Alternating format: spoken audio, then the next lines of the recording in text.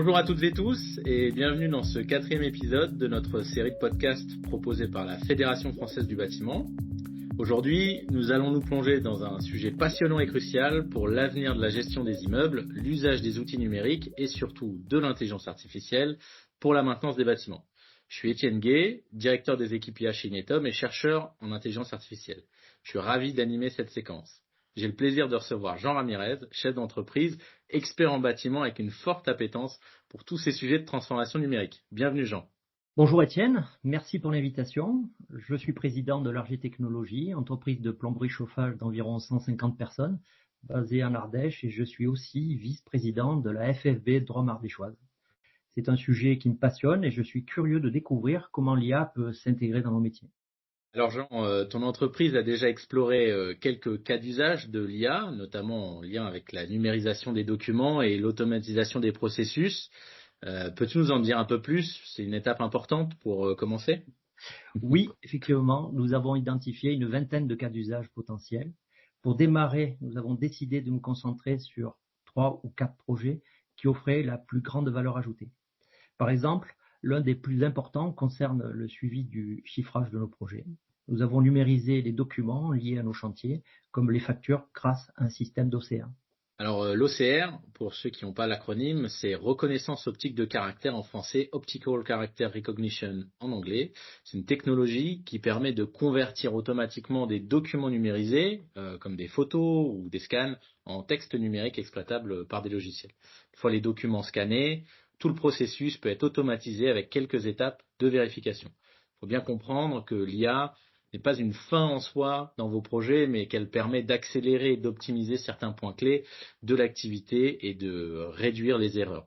Grâce à l'OCR, c'est vrai qu'il est possible de transformer des archives papier en données numériques utilisables, ce qui facilite leur consultation, leur partage ou bien leur analyse.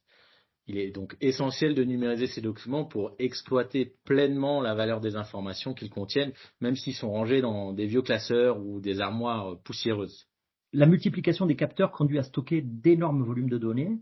Cela est bénéfique non seulement pour traiter les pannes en temps réel, mais aussi pour anticiper les consommations énergétiques et planifier la maintenance des équipements. Commençons par la régulation de la consommation énergétique. Jean, pourrais-tu nous expliquer rapidement la réglementation BACS et son impact pour le bâtiment? Alors, la réglementation BACS, qui est entrée en vigueur récemment, impose aux bâtiments de bureaux de réguler et d'optimiser leur consommation énergétique, notamment par l'installation de systèmes automatisés. C'est une contrainte pour le secteur, mais j'imagine que c'est aussi une opportunité pour l'IA. Étienne, de votre point de vue d'expert, comment l'IA peut jouer un rôle dans cette régulation? Alors, c'est vrai que l'IA peut aider à prévoir les besoins énergétiques d'un bâtiment en fonction de plusieurs facteurs comme l'occupation des lieux, les conditions météo ou encore les habitudes de consommation d'eau et ou d'électricité par exemple. On peut également utiliser pour optimiser la maintenance des équipements en détectant des anomalies avant qu'elles ne deviennent des pannes. La force de l'IA, c'est en effet de pouvoir gérer de nombreux paramètres et de faciliter à la fois les simulations comme les alertes ou autres adaptations en temps réel. Justement, Étienne, vous parlez de détection d'incidents ou de pannes. Je rencontre régulièrement sur ce sujet. Quand je demande à des experts IA si on peut prédire ces problèmes, j'ai souvent la même réponse. Il y a un manque de données, d'incidents pour réaliser cette tâche. Tout à fait, Jean. C'est l'un des défis de la maintenance prédictive, le manque de données historiques sur les incidents. Pour qu'un système IA puisse prédire une panne ou un défaut d'exploitation, il faut qu'il ait déjà rencontré un certain nombre d'exemples de cet incident et que ces exemples aient été recensés dans la base de données. Afin d'en détecter les signes avant-coureurs, 2 solutions sont envisageables. La première consiste à demander à des experts métiers de créer manuellement des données de ces incidents, ce qui est fastidieux. L'autre option, plus pratique, mais seulement quand elle est possible, c'est de simuler des incidents à l'aide de modèles synthétiques, ce qui permet de générer suffisamment de données pour entraîner nos systèmes IA. L'intelligence artificielle révolutionne notre façon de gérer les anomalies en nous permettant de disposer d'informations plus rapidement grâce aux alertes qu'elle génère. Désormais, nous pouvons réagir immédiatement à la première anomalie détectée, ce qui évite l'accumulation des incidents et empêche une panne de s'installer.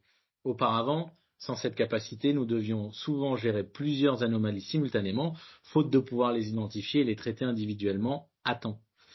De plus, cette approche proactive permet d'optimiser l'utilisation des machines, de réduire les coûts opérationnels et aussi de diminuer les émissions de carbone. Merci. C'est exactement le chemin que l'on souhaite prendre. Un autre sujet, selon moi, c'est de ne pas construire des projets en silo. L'un des enjeux, c'est la transversalité afin d'avoir la possibilité de faire des connexions entre plusieurs outils. Cela permettrait notamment de ne saisir les données qu'une fois.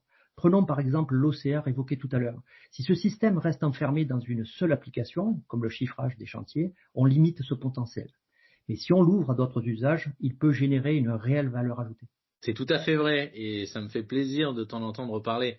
Toutefois, cela peut poser des questions liées au RGPD. Il faut faire attention selon vous exécutez des systèmes d'intelligence artificielle sur des serveurs publics comme AWS, donc Amazon, Google, Microsoft, des serveurs privés, si vous faites appel à des services externes et donc si vous leur envoyez des données afin qu'ils les traitent avec un système IA extérieur au système de l'entreprise. Lorsque l'on couple des données d'usage avec de l'open data, donc de la donnée accessible à tout le monde, on peut obtenir beaucoup d'informations sensibles, d'où l'importance de cloisonner certaines données tout en poursuivant l'objectif de transversalité dans les capacités applicatives dont j'en parlais précédemment.